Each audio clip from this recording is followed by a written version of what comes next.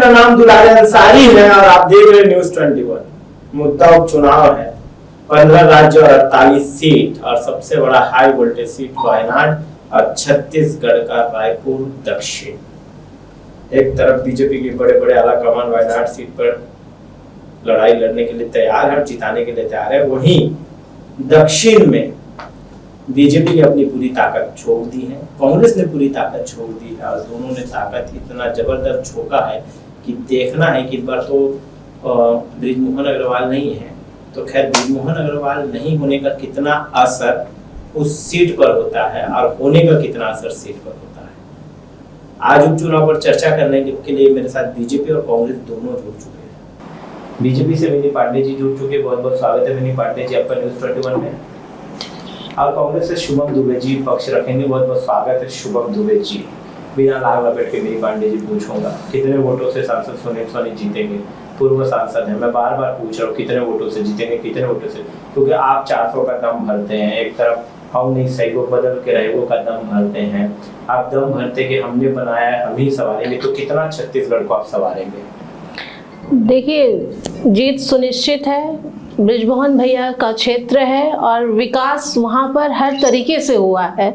और सुनील सोनी जी बहुत ही अनुभवी प्रत्याशी हैं, हमारे वरिष्ठ हैं, भारतीय जनता पार्टी के नेता, और उनके कार्यकाल जब सांसद थे तब भी उन्होंने बहुत अच्छा काम किया था पूरे अपने लोकसभा क्षेत्र में, और उन पे भरोसा करते हैं बृजमोहन अग्रवाल भैया जी, इसलिए वो प्रचंड बहुमत के साथ जीतेंगे और बहुत अच्छी उनको लीड मिलेगी, क्योंकि दक्षिण की विधानसभा के लोग को विश्वास है बृजमोहन भैया पर, उनको विश्वास है सुनील सोनी जी पर, उनको विश्वास है उनकी योजनाओं पर, केंद्र की योजनाओं पर, कि केंद्र में जो भी योजनाएं बनेंगी उसको जमीनी स्तर पर अगर कोई लागू कर सकता है तो वो सुनील सोनी जी हैं। इसलिए आप देखिएगा कि चुनाव के नतीजे कांग्रेस लगातार कहती है निष्क्रिय है, ये तो देखिए कांग्रेस फील्ड में रहेगा तो इस तरह की बात नहीं करेंगे, वो खुद कभी जमीनी स्तर पर रहे नहीं, फील्ड में रहे नहीं, उनको मालूम नहीं है कि हुआ क्या है, क्या क्या चीजें भारतीय जनता पार्टी करती है। वो निष्क्रिय है, इसलिए वो भारतीय जनता पार्टी के कार्यकर्ता को निष्क्रिय बोलते हैं। भारतीय जनता पार्टी का एक एक कार्यकर्ता बूथ से लेकर केंद्र तक कार्यकर्ता बहुत ही सक्रियता से अपनी भूमिका निभाता है, तो वो किसी को निष्क्रिय नहीं बोल सकते। ये उनके पार्टी में होता होगा निष्क्रियता वाला काम, हमारे यहाँ नहीं है। सुनील सोनी जी का कार्यकाल देखिए आप, वो युवा मोर्चा से लेकर के जो छोटे पद में थे और आज वो इतने बड़े पद में पहुंचे हैं तो निष्क्रियता के चलते नहीं पहुंचे हैं। विधानसभा का उनको फिर से दावेदार बनाया गया है तो निष्क्रियता के चलते नहीं बनाया गया है। वो बहुत ही जुझारू, कर्मठ और भाजपा के बहुत ही वरिष्ठ कार्यकर्ता हैं, इसलिए इस तरह की बातें उनके बारे में कांग्रेस ना ही बोले तो ज्यादा अच्छा है। वो अपने देखें, अपने जो जिनको इन्होंने टिकट दिया है उसको देखें कि वो क्या कर रहे हैं। बार बार आप जमीन में नहीं आसमान में, कौन से आसमान में, इसलिए आसमानी देखिए जाते हैं। शुभम दुबे जी देखिए, बड़ा आरोप विपक्ष, बड़ा आरोप जो है सत्ता दल लगा रहा है आपके ऊपर कि लोग तो जमीन में रहते नहीं तो काम कहाँ दिखेगा। आपने उन्हें निष्क्रिय बोल के थका दिया, काले झंडे दिखा दिया, अब झंडों के बाद अब क्या दिखाएंगे आप? सर्वप्रथम मैं आपको एक बात बताना चाहूँगा, जिस प्रकार से भारतीय जनता पार्टी बृजमोहन जी के साथ जो राजनीतिक हत्या करने का षड्यंत्र रच रही है, इसका एक उदाहरण बताता हूँ मैं आपको। आज भारतीय जनता पार्टी के कार्यकर्ता इतने नाखुश है कि बृजमोहन जी को उठ करके अपने चुनाव से ज़्यादा मेहनत करनी पड़ रही है। और मैं एक बात दावे के साथ बोल रहा हूँ, जिस प्रकार से दीदी बोल रही हैं कि वो सक्रिय हैं और कांग्रेस निष्क्रिय है, मैं दावे से बोलता हूँ, मैं डिबेट से उठ करके चला जाऊँगा अगर मेरे को आकाश शर्मा का जितना फोटो, जितना वीडियो छात्रों के लिए, युवाओं के लिए लड़ते हैं, उतना वीडियो फोटोज अगर 20% भी सुनील सोनी जी का जनता के लिए काम करने के लिए होगा, मैं उठ के चला जाऊंगा। मेरे को 5 फोटो दिखा दे। फोटोबाज नहीं है हमारे नेता, फोटोबाज नहीं है हमारे फोटोबाज नहीं है, इसे तो वीडियो बनाते हैं मोदी जी। काम करते हैं, आज दक्षिण विधानसभा का ये तरीका आ चुका है, ये स्थिति पे आ चुकी है। प्रचारित नहीं होते, हम अपने कामों से प्रचारित होते, इसलिए आप ये तो बिल्कुल मत बोलिए। बहुत अच्छा काम करते हैं अंडा गोली खा के। देखिए, सर्वप्रथम मैं आपको एक बात बता दूं, जिस प्रकार से भारतीय जनता पार्टी एक निष्क्रिय कठपुतली को बैठा दी है और कठपुतली जैसे बोलते हैं, आपको मैं बताना एक उदाहरण, जो बंदर होता है और मदारी जो होता है, बंदर ऊपर बैठता है तो बोलता है कि डमरू बजाता है और बोलता है मदारी कि बंदर नाच, तो उतना ही नाचता है। वैसे सुनील सोनी है, वैसे बृजमोहन जी है, मदारी है, बंदर डमरू हिला रहे हैं और जितना चलने बोले उतना चल रहे हैं। भारतीय जनता पार्टी ऐसे एक प्रत्याशी को उतारी जो कार्यकर्ता नाखुश है। मैं इस चैनल के माध्यम से अपील करता हूं कि कार्यकर्ताओं को क्यों टिकट नहीं, क्या कोई और अच्छा कार्यकर्ता नहीं है? सुनील सोनी जी को विधायक बनाना चाह रहे हैं, सुनील सोनी जी को सांसद बना दिए, उन्हीं को महापौर बना दिए, फिर आरडीए का अध्यक्ष बना दिए, और कोई कार्यकर्ता भारतीय जनता पार्टी में बचा नहीं है। कब तक के लोग एक विधानसभा के लिए एक आदमी के सर के ऊपर बैठ करके जीतना चाहेंगे? सर्वप्रथम भारतीय जनता पार्टी कार्यकर्ता विहीन हो चुकी है। सुनील सोनी जी का टिकट ये दर्शाता है। और बात रही आकाश शर्मा जी की, तो एक मिडिल क्लास परिवार से आने वाला व्यक्ति एनएसयूआई प्रदेश अध्यक्ष बनता है, यूथ कांग्रेस प्रदेश अध्यक्ष बनता है, जनता के बीच पहुंचता है, लड़ाई लड़ता है और उसके बाद आज टिकट पाता है। ये गर्व की बात है, युवा के रूप में भी गर्व की बात है। और जो युवा राजनीति में आना चाहते हैं उनके लिए कांग्रेस पार्टी ने कितने सारे आशा खोल दी है। एक खाली दिखावा करते हैं, दिखावा से आगे कुछ नहीं कर सकते। मेरी पार्टी जी का सवाल पूछना था, देखिए फोटोबाज कह दिया आपको, ठीक है, साफ तौर पे निष्क्रिय कह दिया आपको, और कितने आरोप विपक्ष के आप लोग झेलेंगे? किस तरीके से, क्या इस बार सुनील सोनी का जीतना मुश्किल है?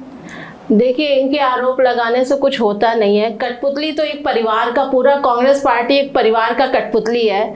इनकी प्रियंका गांधी अपना क्षेत्र छोड़ करके वायनाड से जाके चुनाव लड़ रही है, जहां से इनका भाई लड़ा। ये अलग से एक क्षेत्र नहीं चूज कर सकते क्योंकि इनको पता है कि ये हार जाएंगे। और गांधी परिवार, ये परिवारवाद पे चलते हैं। इनके यहाँ क्या वो नौकर और गुलाम वाली प्रवृत्ति है इनके यहाँ। ये उसी मानसिकता के लोग हैं, ये उसी गुलाम की प्रवृत्ति, गुलाम मानसिकता के लोग हैं। तो इनको पता ही नहीं कि भारतीय जनता पार्टी क्या है। भारतीय जनता पार्टी आज विश्व की सबसे बड़ी पार्टी है, सबसे बड़ी कार्यकर्ताओं की पार्टी है। और निष्क्रियता की तो आगे बोले ही मत सुनील सोनी जी को कि वो कहीं से भी किसी निष्क्रिय व्यक्ति को टिकट मिला हुआ है। आदरणीय नरेंद्र मोदी जी देश के प्रधानमंत्री, और टिकट देने से पहले 1000 बार सोचा जाता है कि हम किसको टिकट दे रहे हैं। तो ये उन पे विश्वास है, उनको उनकी कार्य क्षमता पे विश्वास है, इसलिए उनको टिकट मिला हुआ है। और इस तरह से अनर्गल बात ये बिल्कुल नहीं करें। हमारे किसी भी बृजमोहन जी के बोलने पर टिकट मिला कि संगठन चाहता था टिकट मिले, कि मोदी जी चाहते थे टिकट मिले। संगठन से ही है, संगठन से बाहर नहीं है बृजमोहन जी। तो एक जगह भी भारतीय जनता पार्टी ये क्यों नहीं बोल पा रही है? भारतीय जनता पार्टी अलग से क्यों बोले कि बृजमोहन जी क्या भारतीय जनता पार्टी से अलग है? बस मैं बोलना चाह रहा हूँ कि पहला ऐसा चुनाव है जिस उपचुनाव में न नरेंद्र मोदी जी का चेहरा है, न भाजपा का चेहरा है, न सीएम साहब का चेहरा है, न बीजेपी प्रदेश अध्यक्ष का चेहरा है, किसी का चेहरा नहीं है। ये सब डमी। अगर बृजमोहन जी नेता तो सब डमी है। भारतीय जनता पार्टी इस चीज को एक्सेप्ट करे कि सिर्फ और सिर्फ दक्षिण विधानसभा ये एक आदमी के प्रेशर से एक आदमी को टिकट देते हैं कि बंदर नाचे मदारी के कहने पर, और एक कार्यकर्ता हाँ पे हाँ में आ सके। ये बिल्कुल गलत बात है। आप जो बार बार बंदर नाचे मदारी तो सोनिया गांधी और पूरे प्रदेश के कांग्रेसियों को नचा रही है। पूरे कांग्रेस के प्रदेशी उनके हिसाब से नाचते हैं, पूरे कांग्रेसी उनके उससे इशारों में नाचते हैं। ये प्रथा आपके यहाँ, हमारे यहाँ नहीं, हमारे यहाँ संगठन है और संगठन में हर व्यक्ति का एक अहम भूमिका है। तो इस तरह की बातें तो आप बिल्कुल ही मत बोलिए। ये आपके यहाँ शोभनीय होगा क्योंकि आपके यहाँ चलता है, हमारे यहाँ ये सब नहीं चलता है। और बात रही शीर्ष नेतृत्व की, तो बिना किसी भी एक निर्णय के कुछ भी नहीं होता है। प्रधानमंत्री से लेकर के बूथ स्तर तक लोग जब निर्णय लेते हैं तो कोई कार्य भारतीय जनता पार्टी में होता है। हमारे यहाँ एक कार्यकर्ता मैदान में रहता है। आज सीएम साहब रोड शो कर रहे हैं दक्षिण विधानसभा में। आप किस बेस पर बोले कि सीएम साहब गायब है? सीएम साहब आज रोड शो कर रहे हैं। नहीं, सीएम साहब रोड शो कर रहे हैं। ये किस बेस पे बोले कि सीएम साहब गायब है? ये किस बेस पे बोले कि सीएम साहब को जनता तो एक्सेप्ट कर ले कि सीएम है? मैं वहीं से सीएम साहब को तो जनता एक्सेप्ट कर ले कि वो सीएम है। कार्यकर्ता एक्सेप्ट नहीं कर पा रहे हैं। किस बेस पे आप गलत बोलोगे तो आप मदारी हो, आपको मदारियों जैसा नाचना आता है, हमें नहीं आता। हम संगठन के कार्यकर्ता, हम काम करते हैं, जमीनी स्तर पे काम करते हैं। डमरू बजाए और नाचे बंदर शो कर रहे हैं। क्लियर है। भारतीय जनता पार्टी, इनके एक नेता कहाँ, इनके महापौर गायब है, इनके सारे नेता गायब है। कहाँ फील्ड में है? कोई नेता जमीन पे दिखता है इनका? महापौर जी खाली बैठ करके गा रहे, कहाँ इनके नेता? बताइए, सारे नेता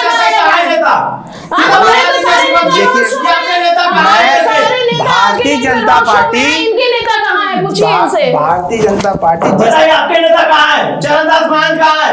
रवि चौबे कहाँ है? सिंह कहाँ है? भूपेश बघेल कहाँ है? मोहम्मद अकबर कहाँ है? मैं तो अपने की बता सकती हूँ कहाँ है, क्योंकि हर नेता दक्षिण विधानसभा मैं में बता रहा हूँ घूम रहा है। आपको, जिस प्रकार से बीजेपी तुष्टीकरण की राजनीति के लिए जांच समिति बनाती है, उस प्रकार से एक जांच समिति हमारे नेता लोगों के लिए भी एक समिति ऐसा बना दे जिसमें या तो फिर आप इंस्टाग्राम और फेसबुक में जो जाता है वहां पर पोस्ट करता है उसको फॉलो कर ले।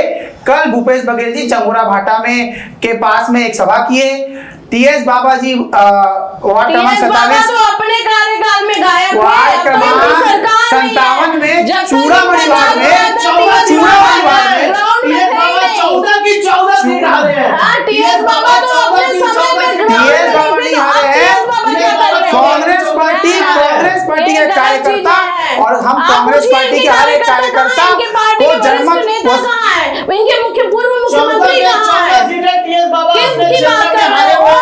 बड़ा सवाल है, पूरे लोग जानना चाहते हैं, पूरे महिमा जानना चाहते हैं। अरे टीएस बाबा जब स्वास्थ्य मंत्री थे तो वो हॉस्पिटल का दौरा नहीं कर पा रहे थे, विधानसभा का क्या दौरा करेंगे? आप बताइए, विधानसभा का क्या दौरा क्या विधानसभा का दौरा करेंगे? वो हॉस्पिटल कभी नहीं गए, स्वास्थ्य मंत्री थे तो रुक जाइए।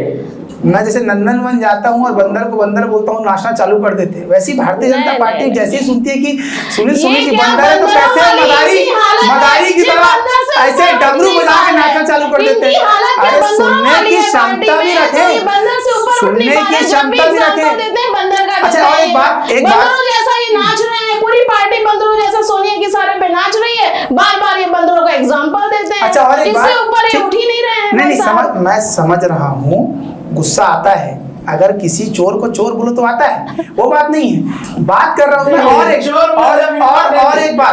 और एक बात जिस प्रकार से रंगोली क्या होता है मैं बताती हूँ, एजाज ढेबर जी से जाके पूछिए चोर और चोरी क्या होती है। उनके नाक के नीचे पता नहीं था कि उनका घोटाला हो गया, उनके नाक के नीचे यूनिकॉर्न का घोटाला हुआ, वो खुद एडमिट किए, खुद एडमिट किए कि इतने करोड़ का घोटाला हुआ। और ये चोर किसको बोल रहे हैं? चोर की दाढ़ी में तिनका है, कहाँ लगे हो आप? यूनिकॉर्न कहाँ लगे हो आप? पहले ये अपना घोटाला देख हो लो, इल्जाम लगाने से पहले अपने गिरेबान में झांक लिया करिए शुक्ला जी। नहीं जब मैं बता रहा हूँ आपको, यूनिपोल घोटाला हो गया और सब आप तमाम घोटाले गिनाते, ये हो गया वो हो गया। आपकी सरकार को 10 महीने हो गया, आप लोग क्या माथे में सिंदूर और चूड़ी पहन करके बैठ गए? अरे करवाइए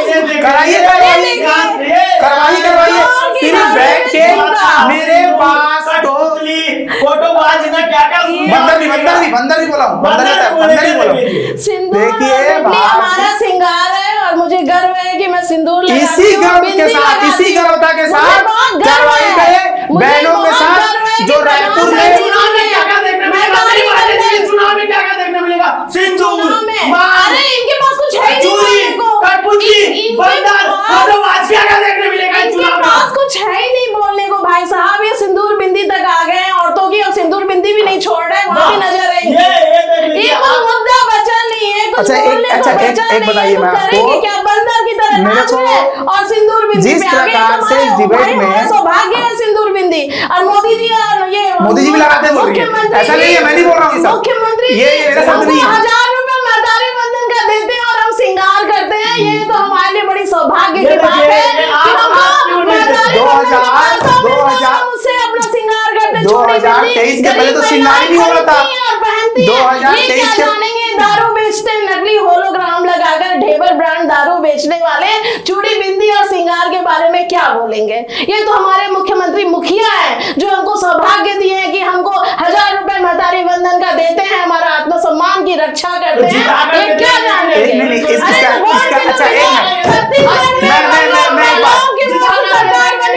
आप जो चूड़ी बिंदी की बात करते हैं, छत्तीसगढ़ में महिलाओं के दम पे सरकार बनी है, उसी चूड़ी बिंदी के अस्तित्व में सरकार बनी है और इनको मुंह तोड़ जवाब दिया गया है। ये क्या बात करते हैं? आप चूड़ी बिंदी की बात करेंगे, मैं आपको बता दूं चूड़ी बिंदी का क्या वो होता है, अस्तित्व क्या होता है। इनको उखाड़ के इनकी सरकार को महिलाएं फेंक दी है, यही चूड़ी बिंदी लगा के महिलाएं इनकी सरकार को फेंक दी है। पूर्ण शराबबंदी का वादा किए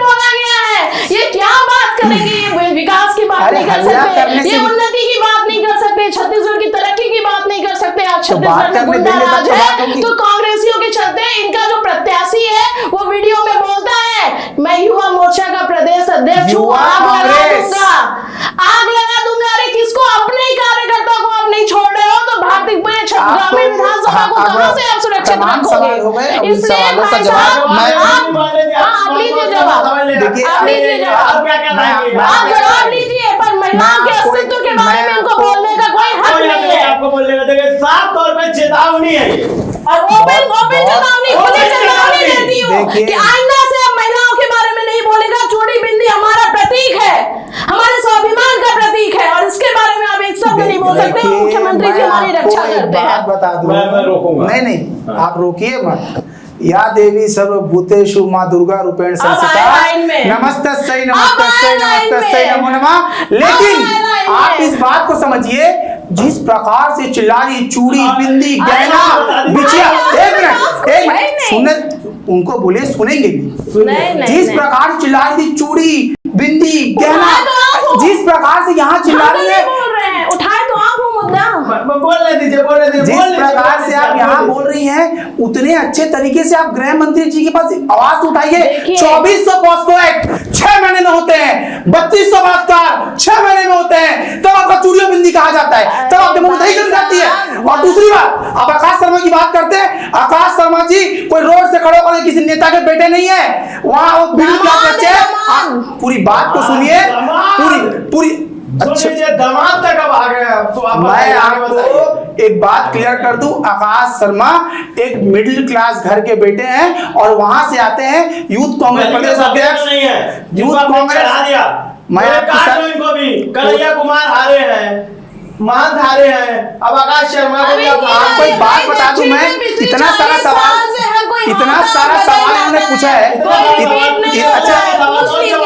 पूछ लीजिए, इतना एक बहुत सीधा सवाल है।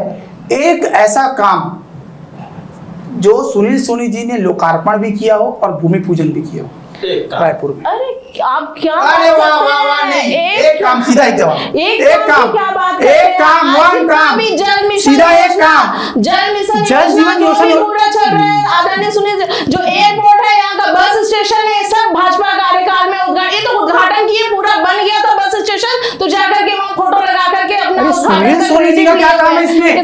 वो तो राज्य सरकार की है। विधानसभा में जितनी भी योजनाओं का, जितनी भी नई योजनाएं बनी है, सब सुनील सोनी के द्वारा ही किया गया है। लोकसभा, जितनी लोकसभा सुनील सोनी जी की, उसमें भी किया गया है। एक डाटा, जल जीवन मिशन की बात करते हैं। जल जीवन मिशन में 40% मद राजकीय कोष से आता है, 60% मद केंद्रांश से आता है। दोनों में जो केंद्रांश है, केंद्रांश की राशि पिछले 2 साल से लंबित थी, अभी आना चालू है, क्योंकि इन्होंने जिस प्रकार से ढकोसला किया था, जीएसटी का रॉयल्टी का पैसा रोक दिया गया, पहला बात। दूसरा बात, इन्होंने आईएसबीटी जो हमारे यहाँ भाटा का बस स्टैंड बना उसकी बात की। वो जमीन हमारे मठाधीश मंदिर दुधाधारी मठ की थी। अरे वो मठ किसके कार्यकाल में बस स्टेशन बना? मैं सुनील सोनी जी की बात कर रहा हूँ। उद्घाटन किए हो कांग्रेस में, बनाया पूरा बीजेपी के कार्यकाल में। सुनील सोनी जी का एक काम, सुनील सोनी जी का एक काम, कौन सा काम? अच्छा एक काम, कौन सा काम? एक मिनट, अच्छा कौन सा काम? जल जीवन मिशन योजना केंद्र का है, सांसद का नहीं है। केंद्र का है, केंद्र का है, केंद्र का केंद्र की योजनाएं पूरा कौन करता है? केंद्र के पैसे का सही उपयोग कौन करता है? तार्किकता के साथ बात करेंगे। आप अपना रायपुर नगर निगम देखो, नगर निगम के छत पे बैठ के दारू पी जाती है, शराब पिया जाता है, नगर निगम नहीं समझता। एक नगर निगम की पंचायत नहीं समझती। आप कहाँ संसदीय सुनील सोनी से अच्छा हाँ, बस मेरा सीधा बात है। के घर के सामने का जो चौराहा है, जो जीरा के नाम से बना, उसमें कितना करप्शन हुआ है, पूछ लीजिए इनसे। ये क्या हमारे सुनील सोनी जी की बराबरी करेंगे? देखिए, जो इस डिबेट के माध्यम से मैं एक बात करना चाहूंगा, आप इस पूरे डिबेट को देखिएगा। दक्षिण के जितने भी वोटर हैं, इस बात को ध्यान रखिएगा कि भारतीय जनता पार्टी के प्रवक्ता बैठते हैं, तमाम पाकिस्तान, हिंदू मुसलमान, तमाम तरीके की बात करते हैं, लेकिन एक सुनील सोनी जी का काम नहीं दिखा सकते। ये है उनका अचीवमेंट। ये है उनका अचीवमेंट, इस बात को आप ध्यान रखिएगा और आकाश शर्मा जी को ज्यादा से ज्यादा मतों से जिताने का कोशिश कीजिएगा। देखिए आप कितना भी अपील कर ले, दक्षिण विधानसभा के एक एक कार्यकर्ता, मैं खुद वहां पे अभी प्रभारी के रूप में काम कर रही हूँ और भारतीय जनता पार्टी का छोटा सा मंडल स्तर तक, बूथ स्तर तक एक एक कार्यकर्ता काम कर रहा है और हम लोग घर घर जाकर के इनकी तरफ फोटोबाजी और ये सब शो ऑफ में नहीं रहते हैं। हम लोग जमीनी स्तर पे काम करते हैं और घर घर तक जाते हैं, मिलते हैं और एक एक लोग का वहां पे यही है कि बृजमोहन भैया का क्षेत्र है और सुनील सोनी जी भाई मतों से जीतेंगे। नहीं रहे, ये देखिए भाई, आप भूल जाइए, आप उनको अलग नहीं कर सकते, आप बृजमोहन भैया जी को अलग नहीं कर सकते उस विधानसभा से। आप एकदम ये चीजों को हटा लीजिए, एकदम उनको अलग नहीं, आप बिल्कुल काम कराने के लिए सुनील सोनी जी के पास जाएगा या बृजमोहन भैया के पास जाएगा? देखिए हमारे यहाँ तो मंडल स्तर पे भी आप जाओगे ना, हमारा मंडल अध्यक्ष भी आपका काम करेगा, भारतीय जनता पार्टी का बूथ अध्यक्ष भी आपका काम करेगा। जिस प्रकार से बूथ अध्यक्ष भी, भारतीय जनता पार्टी का बूथ अध्यक्ष भी इतना पावरफुल होता है ना कि वो भी आपका काम करेगा। इसलिए ये सब चीजें तो आप सुन लीजिए, कुछ जिस प्रकार से मदारी डमरू बजा के बंदर नचाया, फिर गुस्सा हुआ, उसी प्रकार से ढोल, यही है, ये बंदरों की तरह ही इनको सोनिया गांधी नचाती है। सुनने बंदर से ऊपर उठेंगे तो सुनेंगे भाई साहब, बंदर से ऊपर उठेंगे तो शेर मिलेगा। आकाश शर्मा देखिए, शेर से शेर की तुलना करो, ये बंदरों वाला हम नहीं, तो आकाश शर्मा से बृजमोहन जी की तुलना करें। देखिए सुनिए, मैं आपको जिस प्रकार से पूरे डिबेट में शुरू से बोल रही है कि हम फोटोबाजी में विश्वास नहीं करते, मैं इन शब्दों का उपयोग नहीं करना चाह रहा था, लेकिन अगर ना सुनील सोनी जी कपड़ा भी चेंज कर रहे हैं ना तो फेसबुक में पोस्ट कर रहे हैं कि मैंने कपड़ा चेंज किया। ये देखिए, गलत बात है, ऐसे तो ये देखिए, ये देखिए प्रियंका गांधी चुनाव, प्रियंका गांधी प्रियंका और चुनाव खत्म होता है तो जींस टॉप पहन लेती है। ऐसे तो हम भी, ये देखिए, प्रियंका गांधी का ये देखिए, दिखा सकते हैं, ऐसे तो हम भी प्रियंका गांधी का फोटो दिखा देंगे कि चुनाव आते ही वो साड़ी में उतर आती है और ऐसे तो फिर चुनाव खत्म होता है तो फिर पहन लेती है, चुनावी साड़ी में निकल जाता है। ये तो मुद्दे से भटक रहे कपड़े और इस पे जा रहे। अरे भाई साहब, आप विकास की बात करिए तो आपसे डिबेट करें, आप बंदर और चूड़ी और बिंदी और कपड़े पे आप बहस करोगे न्यूज चैनल में बैठ के तो हमसे नहीं हो पाएगा भाई साहब। नहीं, उल्टा बोल रही है, विकास पे बहस नहीं हो पाएगा, बाकी जिसमें करेंगे तो हो जाएगा। देखिए भारतीय जनता पार्टी जिस प्रकार से कूटनीति कर, हम लोग कार्यकर्ता है, फील्ड में काम करते हैं और अभी मैं रैली से आ रही हूँ, यहाँ पे रैली से आ रही हूँ, हमारे सारे नेता अभी ग्राउंड पे हैं। बहुत अच्छी बात बोल रहे हैं, नहीं बहुत सही बात है। मैं बोल लेता हूँ, मैं इस तरह की डिबेट में भाई साहब शामिल नहीं होती हूँ जहाँ पे ये सब चीजें होता है भाई। अब मैं अच्छे उस लेवल पे आप बात चर्चा करेंगे तो मैं चर्चा करूंगी और ये सब लेवल पे मैं चर्चा नहीं करती हूँ भाई साहब। देखिए एक मिनट, आज इनके नेता कहाँ है पूछिए आप, आखिरी दिन में कौन है, आखिरी दिन में कहाँ है इनके महापौर, पूर्व महापौर कहाँ है, वर्तमान महापौर कहाँ है, प्रमोद दुबे जी कहाँ है, प्रमोद दुबे जी कहाँ है इनके, पूछिए। खुद सवाल करके खुद जवाब, आप मनाए कि नहीं मनाए प्रमोद दुबे जी को? टिकट के वो भी दावेदार, हमारे संजय श्रीवास्तव जी दावेदार है, देखिए घूम रहे हैं, प्रचार कर रहे हैं, वो तो एकदम भाई भारतीय जनता पार्टी का एक ही कार्य है। प्रमोद दुबे जी कहाँ है पूछिए, नहीं कहीं नहीं दिख रहे, देख लीजिए कहीं नहीं दिख रहे। देखिए मैं अंतिम 1 मिनट लेता हूँ, दीदी की सारी बातें मैंने सुन ली।